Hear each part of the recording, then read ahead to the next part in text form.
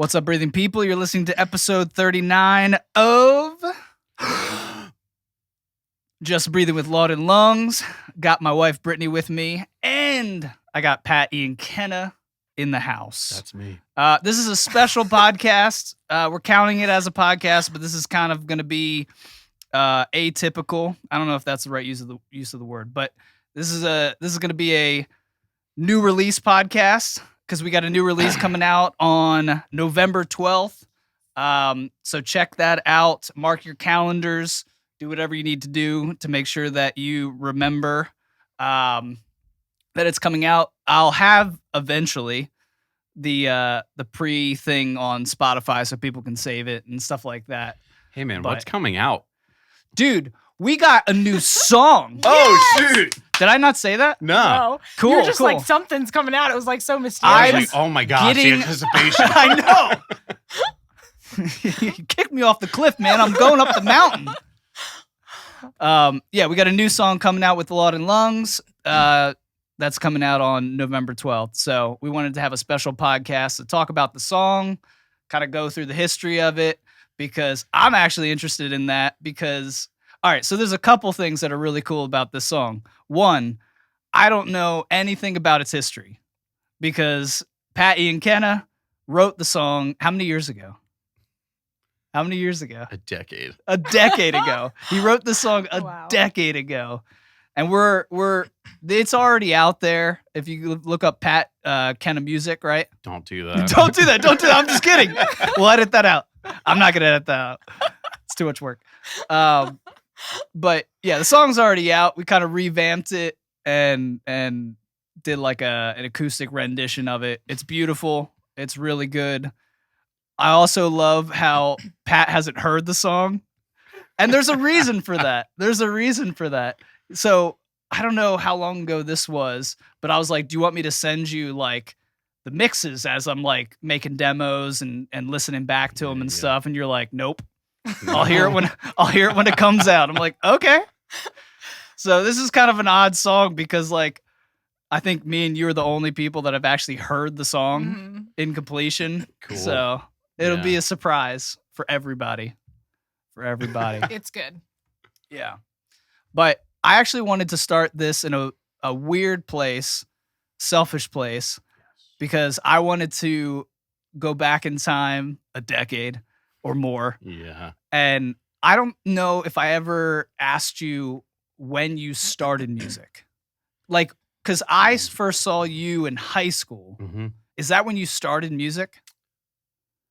Yeah, I mean, like when did you start playing guitar? When did I start playing guitar? That's a different question. 9th grade.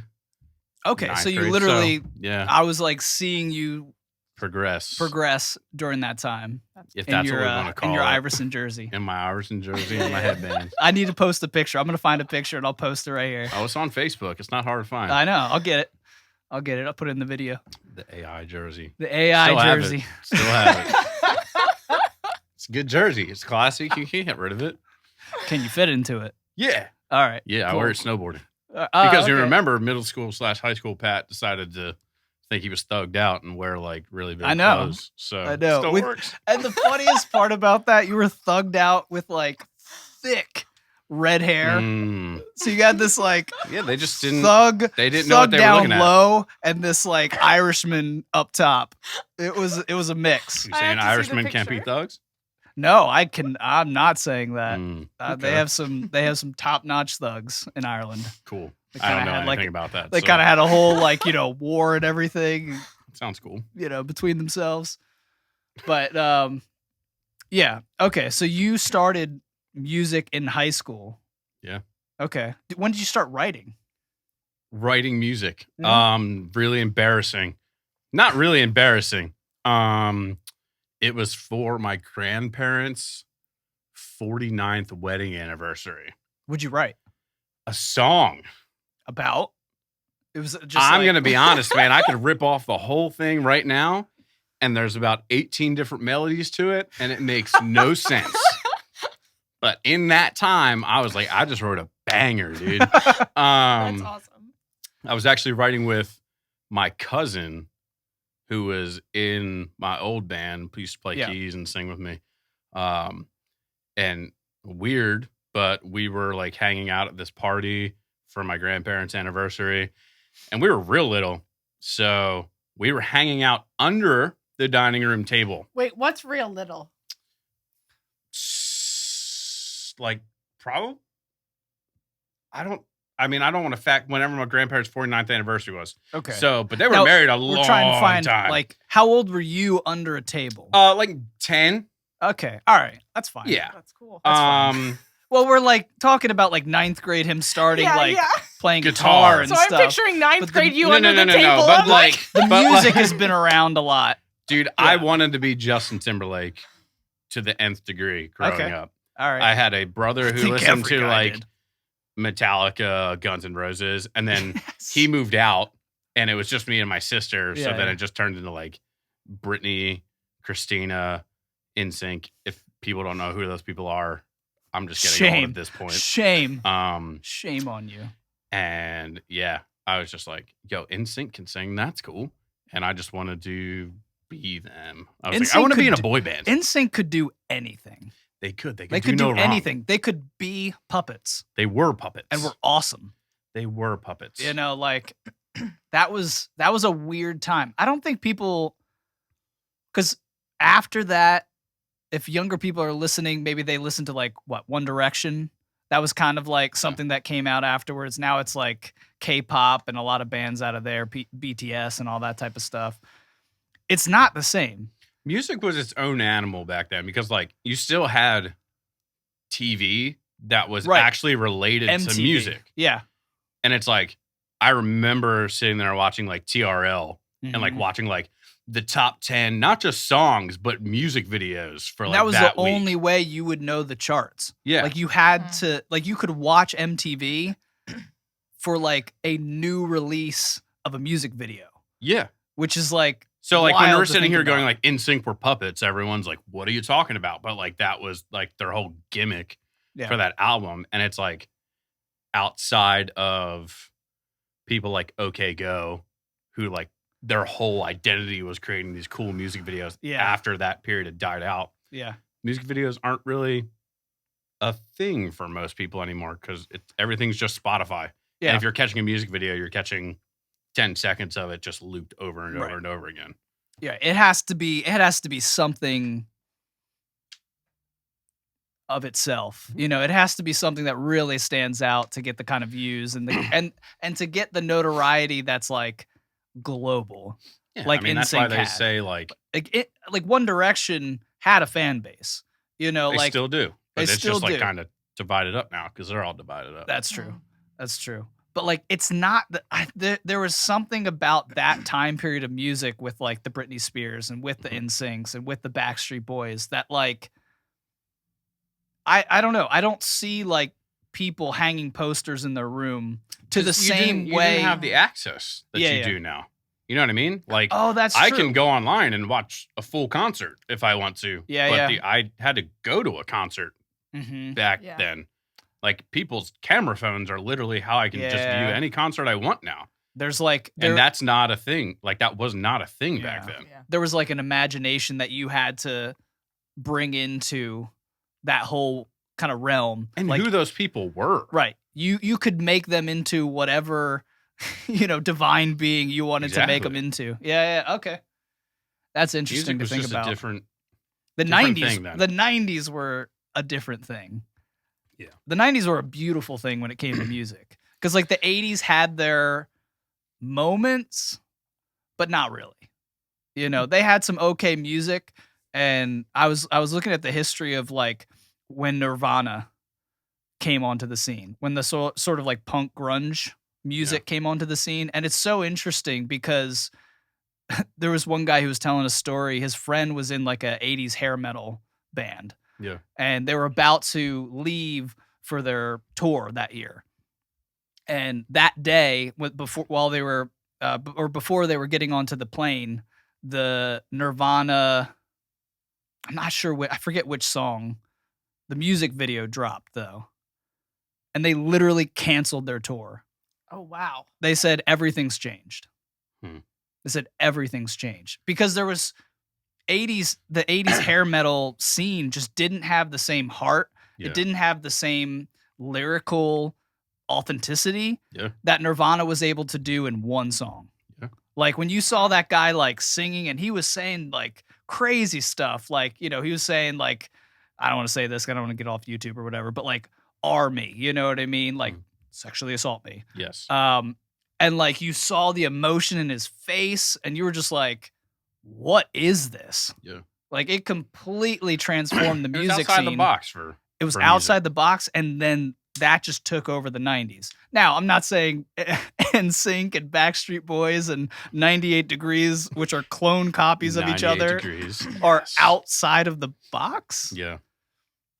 But it did establish that as like a needed commodity for people to digest with music in the 90s. Like you had so many artists who were literally just like pouring their hearts out into their music, which just Yeah. wasn't a thing. Yeah. You know, it was more, the writing wasn't as personal until they came onto the scene. It was just so cool to see, like, there are certain bands that just had like a complete transformative impact on the music industry. And I love it. I love that type of stuff. You can go Yeah. back. I'm not a huge Beatles fan, but Me like, neither. I catch a lot of heat for that, but that's yeah, okay. yeah, me too. They're not that good. I play their songs. I've had so many friends into the Beatles, and like it just doesn't do it for me. But I will always acknowledge the transformation that they made to rock. You know, I mean, they made it mainstream, and that was music now. And then Nirvana was like, this is music now. Yeah. And then we've had that, you know, ever since, and people have had to kind of build on that. And we haven't really had one recently that has come onto the scene, and I'm like, this is a game changer. Yeah. You know, Well, again, will you have that because of how, I don't want to say watered down, but just like how large the music industry is now? Like I could go home, record a song in my bedroom and have it up on Spotify by tomorrow. Yeah, yeah. It's not hard to put out music I forget the anymore. numbers. There's like some ungodly number of songs uploaded to Spotify daily. Yeah. Wow. Like it's like hundreds of thousands Yeah. of songs uploaded to Spotify daily, which is such an interesting thing that we don't really know how to navigate yet. Yeah. You know, like bands are having to really, I've watched bands sort of like test things on social media Yeah. and learn that world. And now some are just killing it on social media. Yeah. You know, and I can tell they've poured money into it. Like they've had to become like mini content creators Mhm. just to stay relevant. Yeah. You know, because you have to have It's your not just name music out anymore. there. Yeah. And there are some people that have that sort of aura about them that don't really need to be out front and can just put something out and they're like, oh, it's this person. Mhm. You know, this doesn't come often or whatever. They're able to make anticipation in that way. Right. But it's just interesting to me that whole scene has changed, and I'm watching all of these people start to figure it out and still navigate it. And it's hard. It's hard right now because especially with like concerts being down for a year, like people don't know what to do. Mhm. You know, that was their moneymaker. Like you had to do concerts because there was no money unless you were getting millions of streams. Even in that, Yeah. it's not easy. Yeah. You know, people aren't going to iTunes and downloading right now. I do see people still trying to get people to go over there and download. I'm like, I haven't logged into my iTunes in so long. I don't even know if it's called iTunes. Well, they have Apple Music. They do have iTunes though. Are you sure? Maybe they just call it music now. Yeah. They might just call it music because they're Yep. cool. We claim music. All of it. Yeah. It's ours now. Yeah, we call this music. Apple's so Even cool. if it's not. Yeah. Apple's so cool. But anyways, you were 10 years old under a table. Yeah. Yeah. And then we just started writing songs together. Like literally, it was probably like towards the end of elementary school and most of middle school that we would, like, he lived out in Upper Darby, which is like an hour away from where we lived. And our parents would literally just meet in the middle, and he'd come spend weekends at my house. I would go spend weekends at his house, and we would just spend time like writing. And we had super embarrassing recordings of us just like only singing because neither one of us really knew instruments. But like, no joke, I'll have to bring it sometime. I still have a binder of like those songs. Yes, I love that at home. Because I'm just like, this is memories, man. It is. Like, for sure. I don't want to forget that. For sure. So, like, the first time you wrote that song, like, Under the Table. In Between the Dark and the Light. That was the name of the song. I love that. I love that. That's a dope title. Yeah. That is an awesome title. That's a dope title. We're that's gonna like the sound of silence. backtrack to that, but that's okay. All right. All right. My question to you is, no. Did you, after you wrote that song, was there like a little click, like, I really like this? Or were you just like, oh, I think we did a good job, let's do it again? Or was there ever a time where you're like, I really love this? Yeah. I mean, like writing in general? Yeah.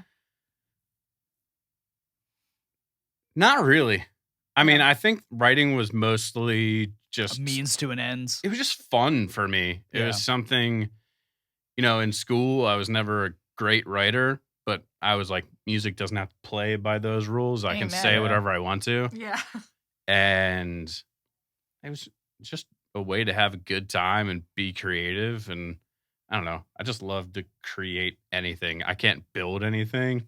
So like I use words. Yeah. The very few that I have. Yeah. To create something out of nothing, man. Like that's something like I'm really learning about myself.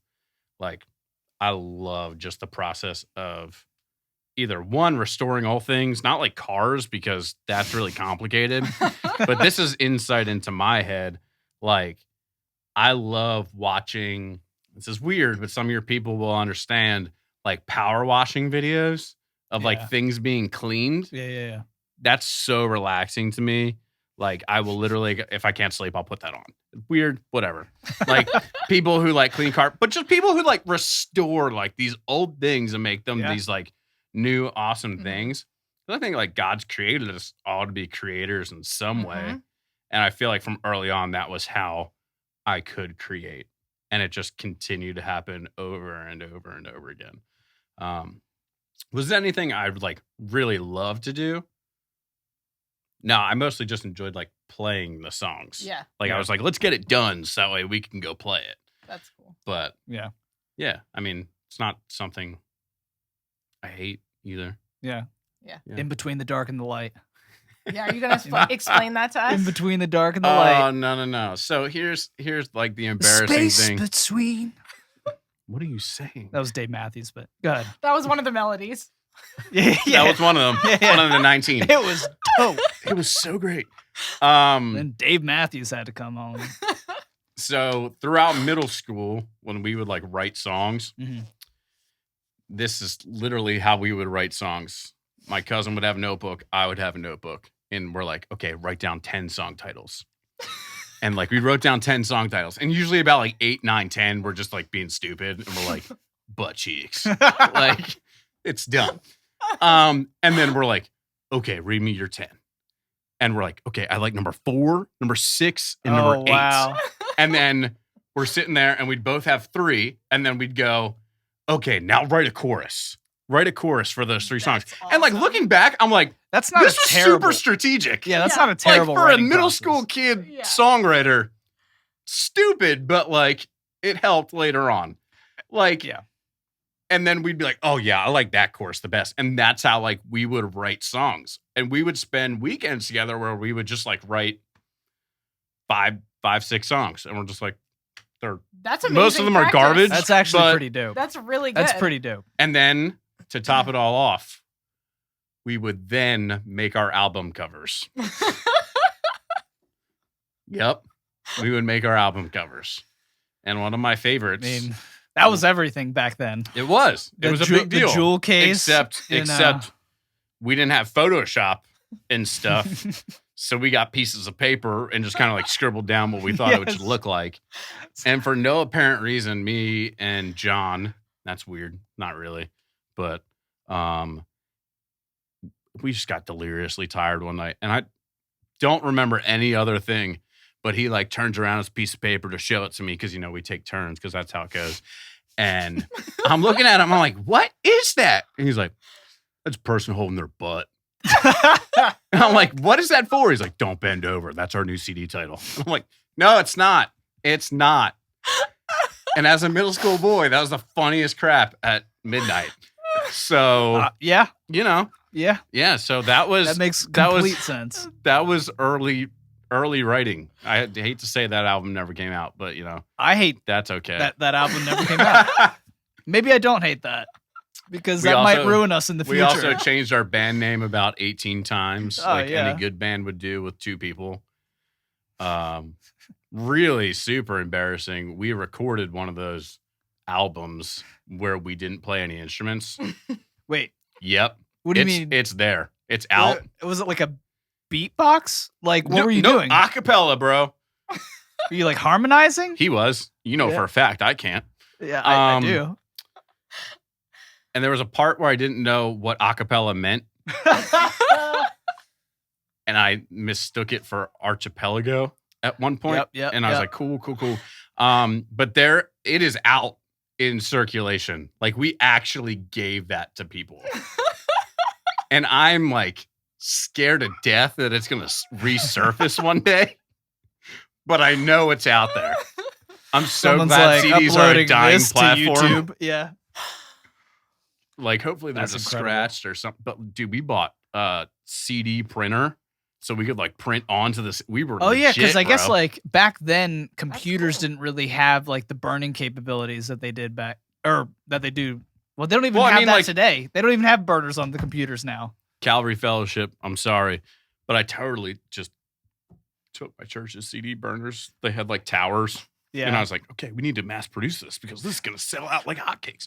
And I think, my aunt tried to warn us against that. We're like, no, we're going to become famous. And this is the acapella one. Oh, yeah. Oh, my God. It's like 14 songs, dude. No joke. It was bad. Okay, so there's That's amazing. There's definitely something about when you write your own song, you think that it's pretty amazing, even if it's not. Yeah, I mean, it's like but then you need to sleep on it and then wake up the next day. We didn't do that. That's true. That's always wise. So give it some time and then come back to it. What did you record it on? Oh, yeah. So it was like an old school like Tascam 4-channel cassette tape recorder.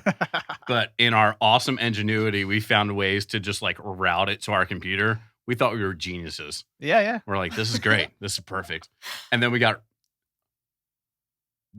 this was high school, really embarrassing. We recorded a whole album, acoustic album. Never thought to like just check levels and make sure everything was working. Was it completely maxed out? No, didn't even. It was inaudible.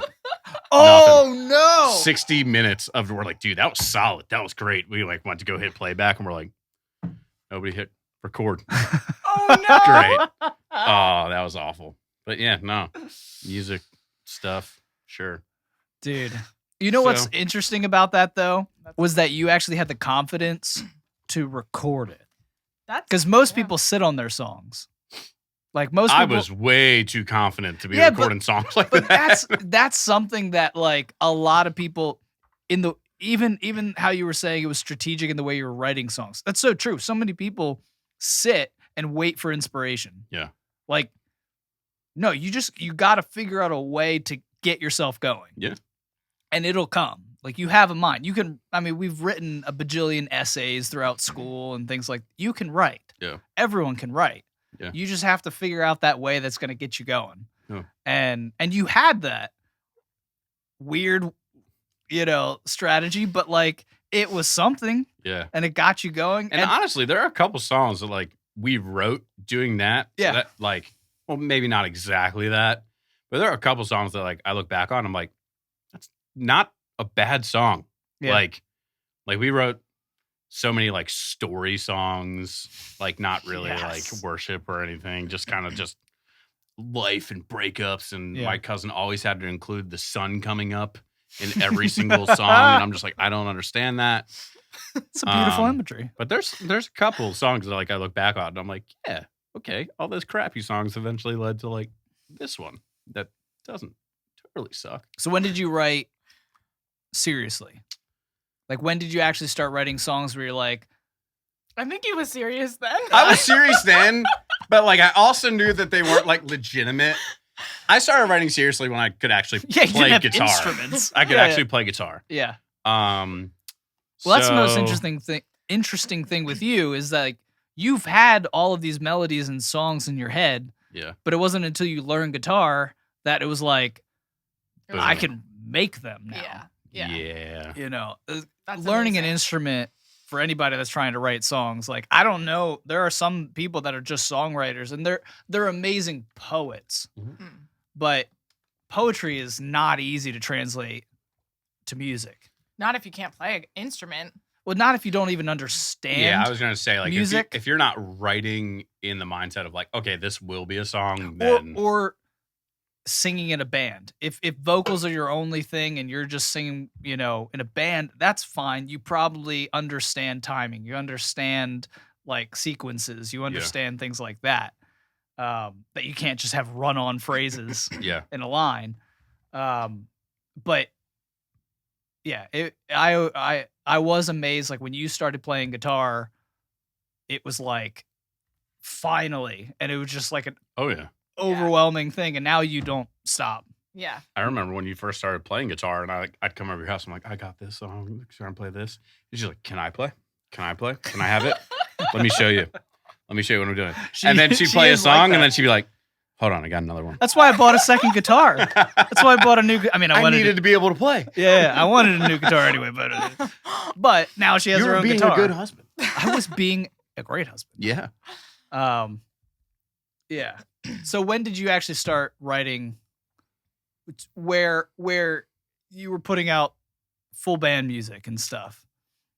10th and 11th grade. Okay.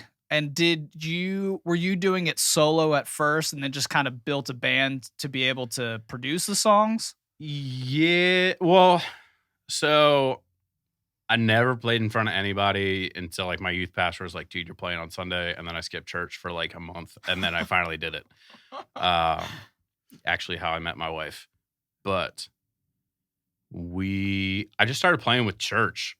And then there was this young adult ministry that was going through weird transition at my church I grew up in. And they're like, hey, why don't you come lead young adult ministry?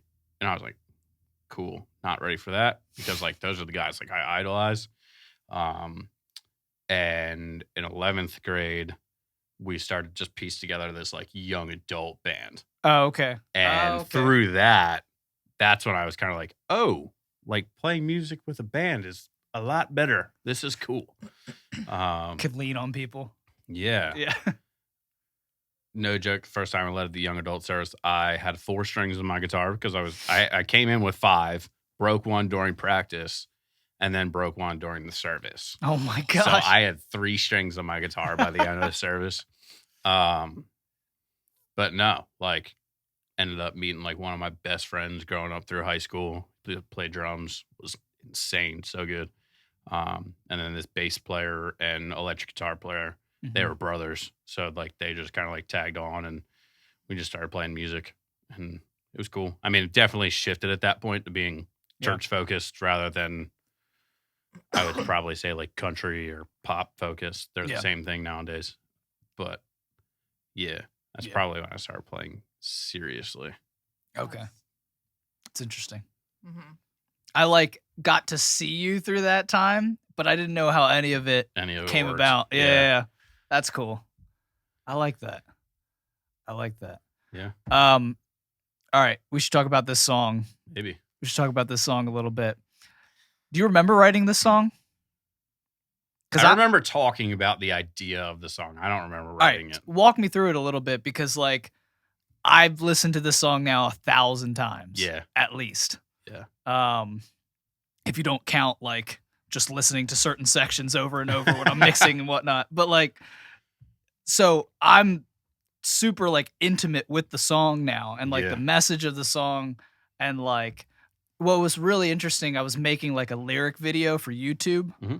Mhm. And man, that song hits differently with the lyrics. Yeah.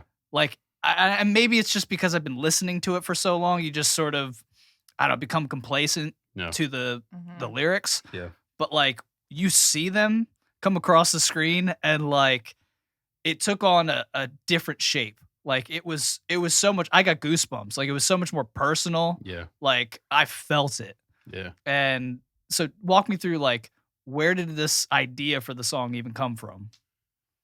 So to kind of go back to the earlier thing where we were talking about, we just like people who do something different with music. Yeah. Me and my cousin, again, because we're still writing together at this point. I forget what song we had heard. I think it was like a 10th Avenue North song. And we just had this conversation about, it was this perspective from a Christian world where everyone's like, don't do that. And I'm like, I want to because you told me I shouldn't. About writing a song from the perspective of God towards us. Yeah. And like there wasn't a lot of that. Like nowadays, yeah, it's different. But I just remember sitting down and just talking through this whole thing. And we're like, we should just try to write something like that. See what happens. And we sat there for like an hour. And this is really the only part of the writing process that I remember. I was like, I got nothing. I got nothing, dude. Like, this is really hard. I love that. And in my cool, I was like 20. Yeah. Like, in my cool 20-year-old theological self, I'm like, I don't want to write anything that like offends God, kind of a thing. And I'm like, okay, I mean, that's smart, but like at the same time, you're kind of being kind of just latching on to different reasons to why you can't do this. And I remember he's like writing stuff down. He goes, I don't know why, but the word like just stand sticks out to me. Yeah. I was like, cool, let's just run with it. Yeah. Let's go with it. And every Christian cheesy song has the storms and the trials and all of that. And we're always talking about how we should worship through it. And the idea of just Jesus bringing us comfort in the middle of that and speaking comfort over us in that was something that we said we think a lot of people needed to hear. Mm-hmm. That like even in the middle of that, like Hebrews 4 says, like we don't have a great high priest who's unable to empathize with us in our weakness, but he was tempted in the same way, just as we are. But obviously, like he overcame that with perfection. Mm-hmm. So there's like, I know where you are. I've been where you've been. You know, like Jesus has walked through everything that we have walked through. Mm-hmm. Like, and not only that, but he's also currently walking through it with us. Yeah. And we're just like, people just need to hear that. People just need to hear that even if you fall 10 million times, he's your dad who's teaching you how to walk. He helps you get back up and you take a couple more steps and you fall down and you get back up and get back up. And I'll be real, our original bridge kind of sucked. I'm glad you revamped it a little bit. But no, I think it was just a heart for putting something out that wasn't worship, but that expressed the love of God to other people. Mm-hmm. And honestly, I released 2 EPs, a full-length album, a Christmas single, which just bangs. It doesn't. And this is like one of the few songs that people are like, I still listen to it. Mm-hmm. I still listen to the song. So I think it's just I think it's a timeless truth. Mm-hmm. And I think it's just an encouragement to most people. So, I mean, the writing process, I don't really remember too much of, except for him looking at me and being like, stand. And I was like, there it is. We're rolling with it. Let's go. That's cool. Yeah. That's really cool. That is cool. I like one of my favorite things about the song is the perspective. Mm-hmm. You know, it's not a typical song. It's not even like a back and forth song. The entire song is Jesus or God or whoever you want to place in that perspective speaking to us. Yeah. And I love how real he is. And like by real, I mean like it feels like a real interaction. Yeah. It's not like a heaven divine to you peon human interaction. Like it's a hey, I need you to stand. I need you to lift up your face. Mhm. I need you to look at me. Yeah. And like I know with having kids, like that's something I do every day. Yeah. I'm like, hey, I know you're crying right now. Look at me. Look at me. I'm your dad. Like I'm here to protect you. I'm here to bring you comfort. Yeah. I'm here to make whatever boo-boo you got better. Yeah. And I that part of the song always just felt so real to me. It's so personal. It really is. Like everyone's always like, you don't understand the love of God until you have kids. You're like, yeah, whatever. And then you have kids. You're So like, true. You're like, oh man, they were right. It's so But true. it is, man. It's just like we had Chase woke up a few days ago and he could not put like any weight on his right leg, like period. Like I tried to like help him like roll over and get out of bed. He could not do it. And like I had weirdly like the same thing happened to me when I was real young. So I was like, okay, I kind of understand the pain that you're going through right now. And we took him to the doctor and they're like, all right, we're going to take him to go get x-rays and we're going to take him to go get blood work. And he does not do that. He does not do any of it. So he's like laying on the x-ray table and like, I'm just sitting there with him and I'm looking at him like just in the eyes and he's like crying his eyes out. And I'm like, dude, I'm right here. I'm not going to let anything happen to you. Yeah. It's not going to hurt. Like you're going to be okay. I will not let them do anything to you. And it's just like, he's breaking down in front of me. But I think it's just like, as a dad, I'm just like, dude, if the whole thing falls, I will jump in the way of it to make sure that like you don't get crushed by it. Like I've got you. 100. And it's just like, when I hear this song, and I hope when other people hear this song, like they just understand, like that's the love that God has for them. Like he's right there in the face of everything that you're concerned about right now, whether you understand it or not. But like he's there, he's walking with you, he's encouraging you, but he's also like sustaining you. He's also holding you up in the middle of that. Yeah, dude, being a dad wrecks you. It wrecks you. And now I have twins on the way. I know.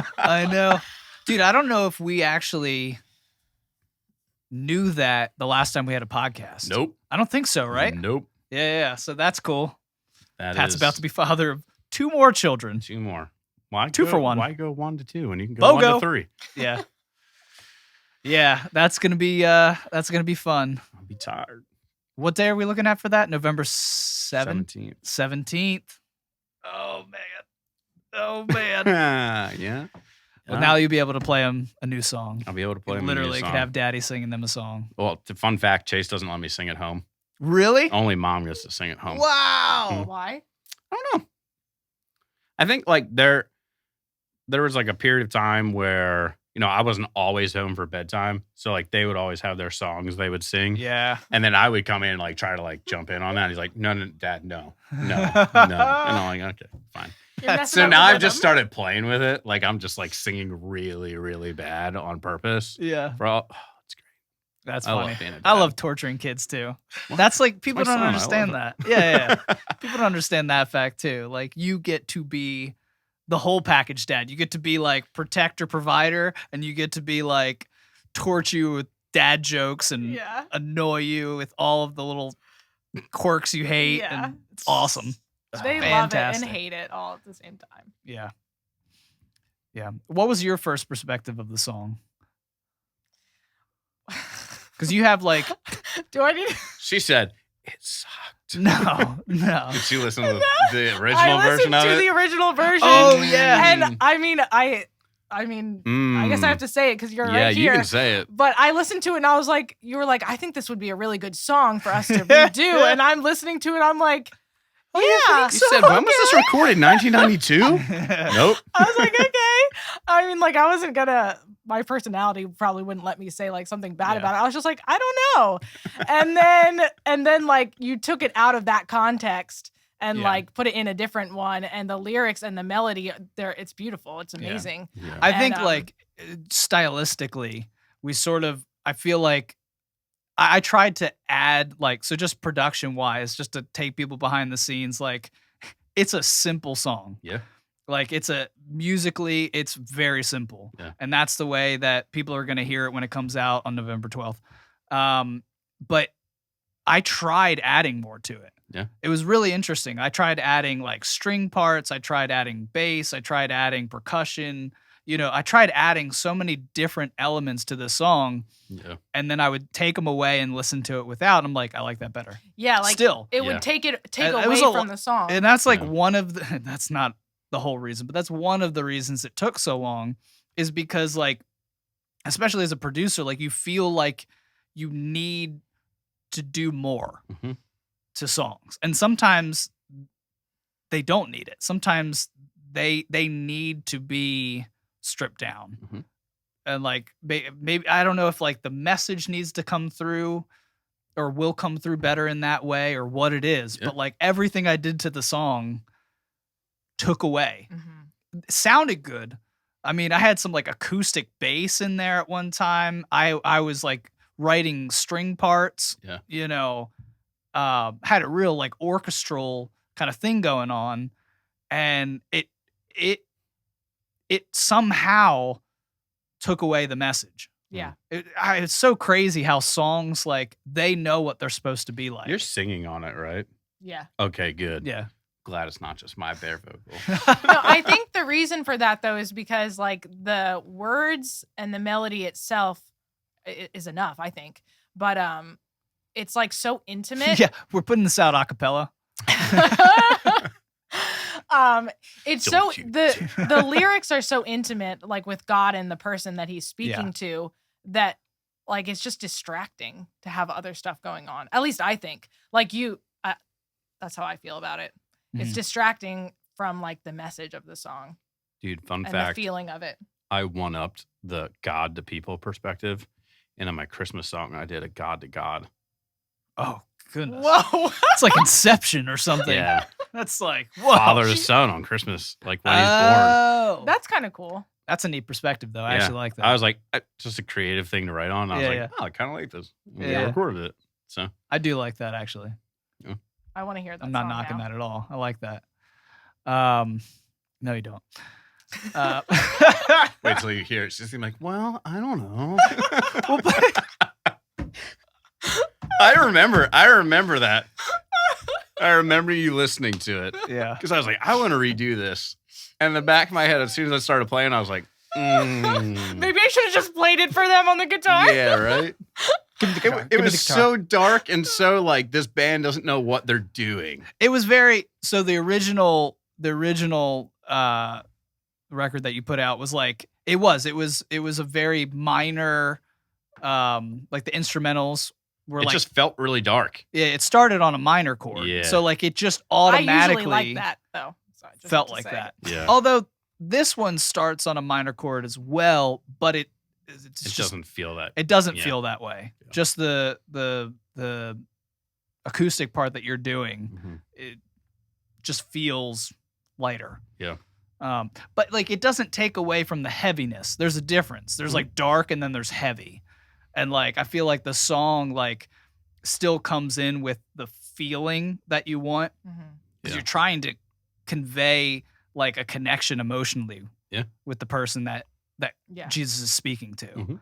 And like I feel like it still hits in that way and the minor chords help with that, but it's able to not feel dark, Mhm, mhm. not feel too ominous. I think that's the feeling I get sometimes, is a little ominous. Yeah.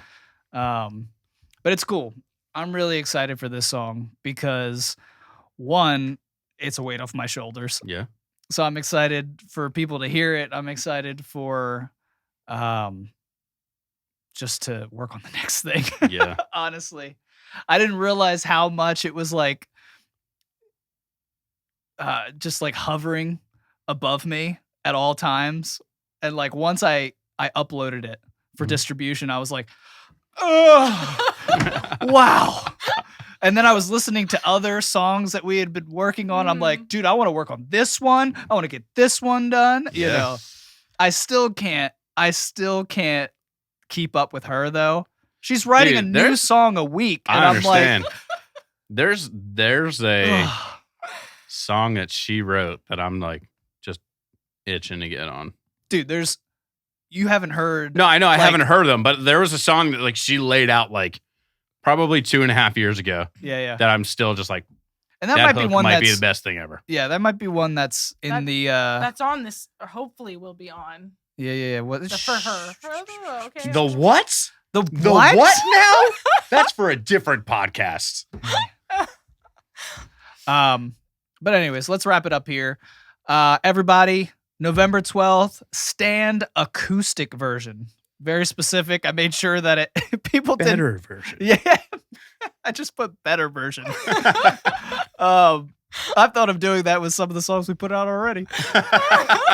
Remixing them and just be like bop it, just to do it again, but better. This is the remastered. Yeah. Yes. You know how bands have like the 2020, it's like from the 70s, and they'll Yeah. have like a 2021 remastered version. We just have one from like 2 years ago remastered. Oh, Now we're goodness. going forward. We're going forward, not looking behind. But November 12th, Stand acoustic version. It'll be out on all platforms, including YouTube. Like I said, the YouTube thing, seeing it with lyrics, just a different dimension. I really, really enjoy seeing that. Maybe go listen to that on YouTube first, just to get that experience, so it really kind of hits in that way. And then obviously go listen on every single other platform that you have available to you. Yeah. But November 12th, love you all. Thank you for listening. I love you guys. I love you guys. Goodbye. I know where you are. I've been where you've been. I've seen every step that has led you here. And I hear your voice cry out my name in the dark. So be still and listen. Stand, lift up your face. I see you're broken and I love you the same. 'Cause you are mine, no precious child. And even though you're falling down 1,000 times, still I say stay.